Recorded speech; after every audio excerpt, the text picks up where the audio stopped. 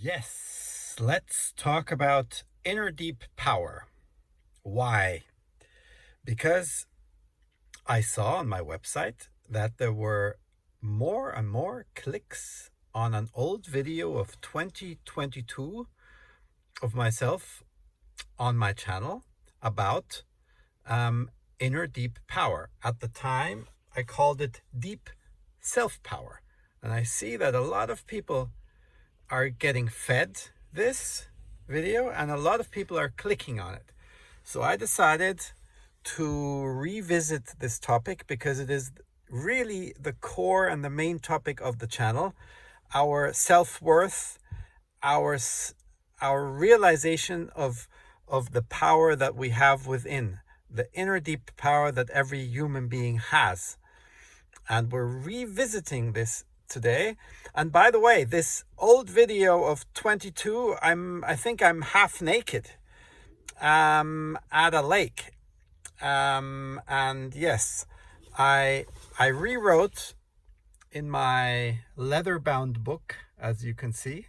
I rewrote the inner deep power on the 12th of January when I was in Sturzing, Italy. In Italy, I had a quiet time and I rewrote the inner deep power. So let's dive right into it. What is the core element of the channel? Number one, intuition. We humans, we feel something. There's a seventh sense inside of ourselves, and we feel. Oh, by the way, we don't need to have this on. I'm taking off this. We don't need that. Yes, intuition is really the core driver of my life because I listen to this voice. And just to give a recent example, as I stated in another video, I'm leaving Austria. I am completely creating a new life and I'm going out into this vast and big world again, and there's so many places to discover, so many people to meet, and so many things to do.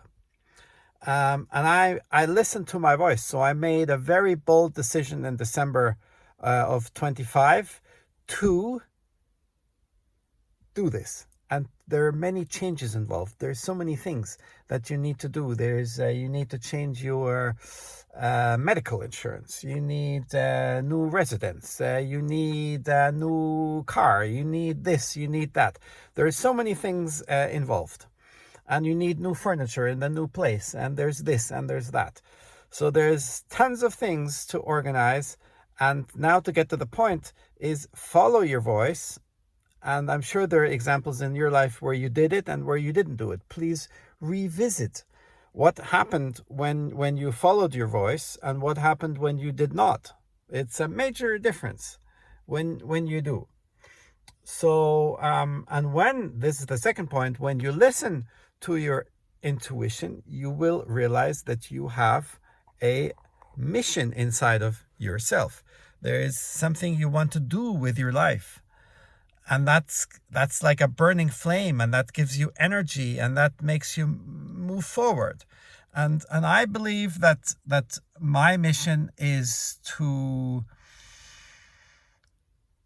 make human beings realize that there's a lot of dogmas out there in this world, and that we can recreate our being and our life in a lot better way if we listen to our intuition and find our life mission. Because I believe if we don't follow our mission, then it may revisit ourselves in a new incarnation.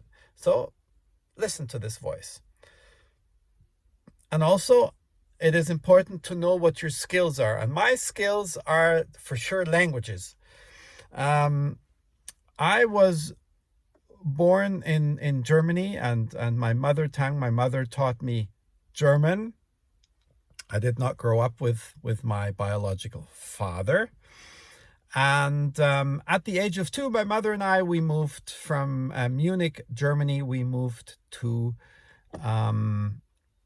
Glasgow. And then we moved to Edinburgh in Scotland. So I spoke Scottish. In kindergarten, I spoke Scottish. It's a great day today, isn't it? Yeah, and I said things like potato, and things like this. So I learned English at an early age. And then after moving back to Germany, to Bavaria at the age of 7, again, I moved with my mother and my sisters to Canada at the age of 14. So I learned German and English at a very early age. And then later in my 20s, I moved to China and I lived there for 16 years and I studied in Beijing. And I went to Beijing Foreign Studies University in Peking. And I learned Mandarin. And living in China for 16 years, I speak Mandarin. 我可以说中文，我在中国16年住了，然后25年我已经跟中国做生意。So this is Mandarin. I speak it every day because I do business with China every day. And so you need to know what your skills are. My skills are languages. My skills are interacting with the world, being around. And I've now been in Austria for 9 years. And I just left Austria. So because I need to be out in the world, I need to use my skill set that I have developed, and it's there for a reason. It's there for a reason because I have my mission, and it's there for a reason to do my business, and it's there for a reason to connect with people, and it's there for a reason to find the spark in other people in order for them to have realizations if they want and they like my work. So the third thing about inner deep power are the hermetic laws, or the universal laws, or the laws of nature. And I have coined my own term. I call it the canon of all. Canon is also a word for law. And it's the canon of law. It's the canon of all, because everything, every tree, every snowflake, every mountain, every lake, every piece of nature, everything in the air, everything is governed by these laws, and this should be taught in school. So I strongly believe in that we can deprogram ourselves from all these dogmas, and that we can become a lot freer if we pursue inner deep power, the topic of this channel. And our planet Gaia is governed. It works with these laws. So it makes a lot of sense to adhere to that. So examples of hermetic laws or the canon of all are as above, so below, manifestation, and many more. There's also a video about this on my channel. And then number 4, let's stay with manifestation. And with manifestation, you can create. You can sense what you want in life. And the first step of manifesting is being quiet, having visions, having ideas. And then the second is to imagine you're in the energy and the feeling of what you want to create. And then you also act upon it. Because the physical and non-physical, it acts together. It's not like you have a daydream and then things automatically happen. There's also some things where you need to move your ass. Get your ass off the couch and do things. So this is important, and you can manifest and materialize things. And this is a major part of the inner deep power. And then, of course, number 5 is networking with humans, interacting, being out in the world, being in a community, and moving forth from being quiet by yourself and loving being by yourself, and not being with people just for the company to not feel lonely, because there's no such thing as loneliness, because it is a wonderful thing to be alone, and you can get so much energy from being alone. And this is also a core element of inner deep power. So yes, we network, and we are kind to others, and at the same time we're very precise, and we also set borders, and we say stop. This is how far I see that our relationship can thrive, and if you move with certain energy towards me, I also say stop, and I also embrace you, and it's a back and forth, and it's communicating, and it's loving and caring, but at the same time you have to set your borders. This is super important in life. You gotta make sure that the other people don't overstep it with you. And at the same time, you give a lot of love and caring, and you hug them. And at the same time, you also tell them, well, that's the borderline there and not any further. So inner deep power is my philosophy that I have created. I'm currently also making a website that will be launched at some point. I'm not saying when, because this philosophy stuff I can, do until I'm 110. So I'm not in a hurry, and this website will be launched, and there will be seminars, and there will be also sessions that can be booked and so forth, and there may be travels also to very interesting countries. And there'll be a very nice network of people involved also. And also another issue of inner deep power is, which I would call number 6, but I have not mastered it yet. This I have not mastered yet, because it is super difficult, and it is trying not to judge. It is so difficult trying not to judge, but also the art of inner deep power is trying not to talk bad about others. Constructive criticism, if they ask for it, yes, for sure, but trying not to judge. It's super difficult, and I'm on the path, but I haven't mastered it yet. And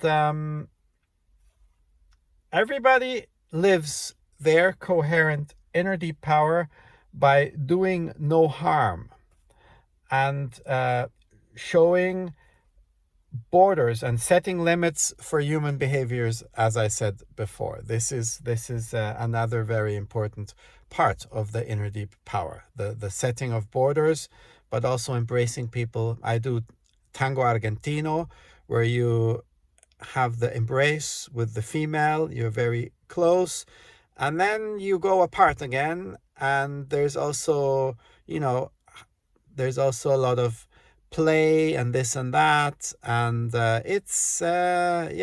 you also set borders, and it's a playfulness with humans also. It's a playfulness, it's a closeness, it's a playfulness. Then it's not always the embrace. It's sometimes going far apart and then moving closer again, breast to breast. So this is also maybe something that's important for life. And in terms of speaking about intuition, the yin and yang of the physical and non-physical worlds are important, because both is important. You don't want to be only physical, talking about business, making money, and you don't want to only be non-physical, like a spiritual human being who only discusses spiritual things, and who thinks they can live just by breathing air. Although there are attempts, which I also respect, because again, I don't want to judge, and maybe I will pursue this also later in this life, or maybe in a later incarnation. So everything is possible, because every human being is in phases. We live in phases. We're in this phase now, and you were in a different phase when you were 18, and now I'm in a different phase than when I was 30, and so forth. So this is very important. So most important in life is that you create what you feel inside, what you feel with your intuition. And of course it has to feel good, but at the end of the day, it's not only about feeling good. Sometimes you have to move forward, and you have to move your butt. And then it's also, it's not just feeling good on the couch, which is also important, the daydreams and the intuition. So it's really the back and forth of but what I also do sometimes, or what I do try to do every day, is I have tasks that I want to do where I want to move my ass. But what I do is, I know that I have different energies at different times of the day, and on different days and then I wait for this super big energy to hit me, and then with this energy I push out and I do these tasks. So you can, if those are tasks that can wait a few days or even a few weeks, you can wait until you have the energy, but you have to anticipate it, and then you have to move your butt when this energy comes. So this way the work feels a lot more comfortable. And you do things in the flow, because if you flow within the energy, you can get your things done a lot better. And then the work will not even feel like work. And it's just basically you live your life fully by intuition. And this is a little secret. Yes.